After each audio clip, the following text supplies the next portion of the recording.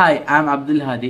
World cup start ചെയ്യാൻ പോകുന്നത്. അപ്പോൾ വേൾഡ് കപ്പ് അടിക്കാൻ ഏറ്റവും കൂടുതൽ സാധ്യതയുള്ള ഒരു ടോപ്പ് 6 കൺട്രീസ് കുറിച്ച് നോക്കാൻ പോവാണ്. നെതർലൻഡ്സ് ഫിഫ റാങ്കിങ്ങിൽ the most unluckiest team. 3 FIFA world cup ഫൈനലുകളിൽ റീച്ച് ചെയ്തു, 3ലും തോറ്റുപോയി. Virgil van Dijk, Memphis Depay, Denzel Dumfries എന്നീ പ്ലെയേഴ്സ്. ഗ്രൂപ്പിൽ Sweden, Japan, Tunisia.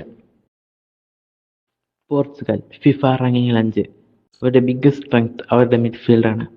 Rafale Leao, Bruno Fernandes, പിന്നെ ഫൈനൽ വേൾഡ് കപ്പ് കളിക്കാൻ വരുന്ന ക്രിസ്ത്യാനോ റൊണാൾഡോ. ഗ്രൂപ്പിൽ DR കോങ്കോ, കൊളംബിയ, ഉസ്ബെക്കിസ്ഥാൻ.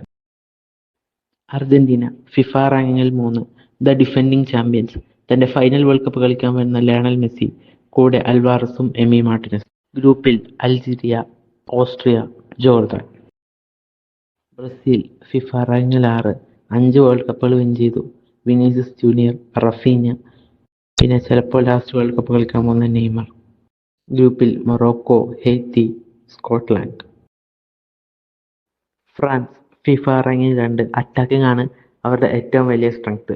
കഴിഞ്ഞ വേൾഡ് കപ്പിന്റെ runners up Kylian Mbappe, Ousmane Dembele, Michael Olise. ഗ്രൂപ്പിൽ Norway, Senegal, Iraq. Spain FIFA റാങ്കിങ്ങിൽ 1st. The most dangerous tactics ആയ ടിക്കി-ടാക്ക ഉപയോഗിച്ച് കളിക്കുന്ന ടീം. പ്ലെയേഴ്സ് പെഡ്രി, പിന്നെ തങ്ങളുടെ ഫസ്റ്റ് എവർ വേൾഡ് കപ്പ് കളിക്കാൻ പോകുന്ന നിക്കോ വില്യംസും ലമിൻ യമാലും. ഗ്രൂപ്പിൽ Cape Verde, Saudi Arabia, Uruguay ടീമുകൾ.